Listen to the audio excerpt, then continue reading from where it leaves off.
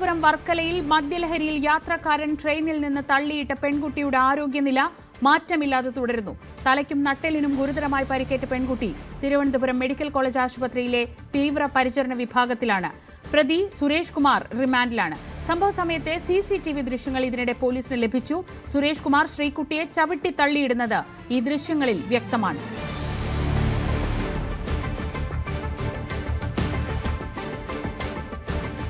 വർക്കലയിൽ കേരള എക്സ്പ്രസ് ട്രെയിനിൽ നിന്ന് അക്രമിയുടെ ചവിട്ടേറ്റ് തെറിച്ചു വീണതിനെ തുടർന്ന് ശരീരത്തിൽ ഗുരുതരമായി പരിക്കേറ്റ് മെഡിക്കൽ കോളേജ് ആശുപത്രിയിൽ ചികിത്സയിൽ തുടരുന്ന 19 വയസ്സുകാരിയുടെ നില മാറ്റമില്ലാതെ തുടരുകയാണ്.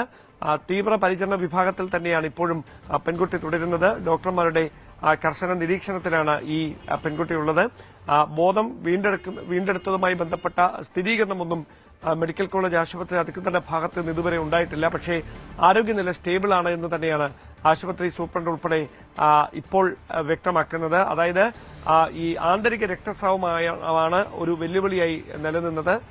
തലയിലും അതോടൊപ്പം മറ്റ് ശരീരഭാഗങ്ങളുമേറ്റ മുറിവാണ് ഈ ആരോഗ്യ സ്ഥിതി അല്പം വഷളാക്കുകയും കഴിഞ്ഞ ദിവസം വെന്റിലേറ്ററിലേക്ക് മാറ്റുകയുമൊക്കെ ചെയ്യേണ്ട സാഹചര്യത്തിലേക്ക് നയിച്ചത്. പിന്നീട് പ്രാഥമിക ചികിത്സയ്ക്ക് ശേഷം ഈ ഒരു സ്ഥിതിക്ക് മാറ്റം വന്നിട്ടുണ്ട്. പക്ഷേ ശരീരത്തിൽ ചതവ് ഏറ്റിട്ടുണ്ട്, ആഴത്തിൽ ചതവ് ഏറ്റിട്ടുണ്ട്. തലച്ചോറിലടക്കം ഈ ക്ഷതം സംഭവിച്ചിട്ടുണ്ട് ഈ പെട്ടെന്നുണ്ടായ വീഴ്ചയിൽ.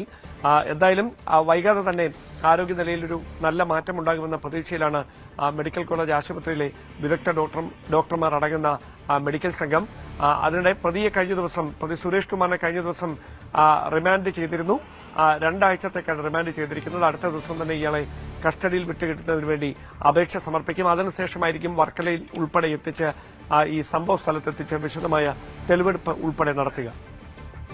മുൻ ദേവസ്വം കമ്മീഷണറും ശബരിമല ദേവസ്വം ബോർഡ് പ്രസിഡന്റുമായിരുന്ന N. വാസുവിനെതിരെ ഗുരുതര പരാമർശങ്ങളുമായി പ്രത്യേക അന്വേഷണ സംഘത്തിന്റെ കസ്റ്റഡി അപേക്ഷയുടെ പകർപ്പ് പുറത്ത്.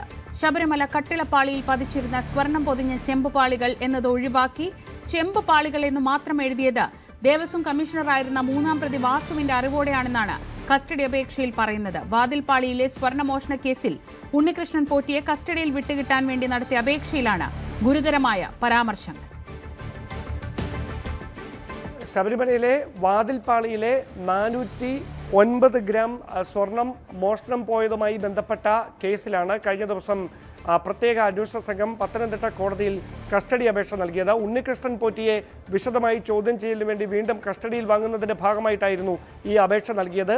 ആ അപേക്ഷയിലാണ് അന്ന് ദേവസ്വം കമ്മീഷണറായിരുന്ന, അതായത് 2019 മാർച്ച് 19 ദേവസ്വം കമ്മീഷണറുടെ ചുമതലയിലുണ്ടായിരുന്ന N. വാസുവിനെതിരെ ഉൾപ്പെടെ ഗുരുതരമായ പരാമർശങ്ങൾ അടങ്ങുന്ന കസ്റ്റഡി അപേക്ഷയുടെ പകർപ്പ് ഇപ്പോൾ പുറത്തു വന്നിരിക്കുന്നത്. ഇതിൽ എടുത്തു പറയുന്ന കാര്യം, ഈ വാതിൽപ്പാളി, അതായത് 42.100 ഗ്രാം ഭാരമുള്ള ഈ വാതിൽപ്പാളി, ചെമ്പ് കൊണ്ടുള്ള വാതിൽപ്പാളിയായിരുന്നു. ആ ചെമ്പിൽ സ്വർണം പൊതിഞ്ഞ വാതിൽപ്പാളിയായിരുന്നു. അതിലെ സ്വർണം പൊതിഞ്ഞത് എന്ന പരാമർശം ഒഴിവാക്കി ചെമ്പ് എന്ന് മാത്രം എഴുതിയത് 3-ാം പ്രതിയായിട്ടുള്ള ദേവസ്വം കമ്മീഷണറുടെ അറിവോടെ എന്നാണ് ഈ റിപ്പോർട്ടിൽ കൃത്യമായി തന്നെ പരാമർശിച്ചിരിക്കുന്നത്. അങ്ങനെയെങ്കിൽ ഈ വാതിൽപ്പാളി മോഷണവുമായി ബന്ധപ്പെട്ട് നിലവിൽ വിശദമായി പ്രത്യേക അന്വേഷണ സംഘം ചോദ്യം ചെയ്തുകൊണ്ടിരിക്കുന്ന ഉണ്ണികൃഷ്ണൻ പോറ്റിയുടെ ഭാഗത്ത് നിന്ന് ലഭിക്കുന്ന മൊഴികളുടെ അടിസ്ഥാനത്തിൽ N. വാസുവിനെ വീണ്ടും ചോദ്യം ചെയ്യലിന് വേണ്ടി വിളിച്ചു വരുത്താനാണ് സാധ്യത. അങ്ങനെയെങ്കിൽ 2019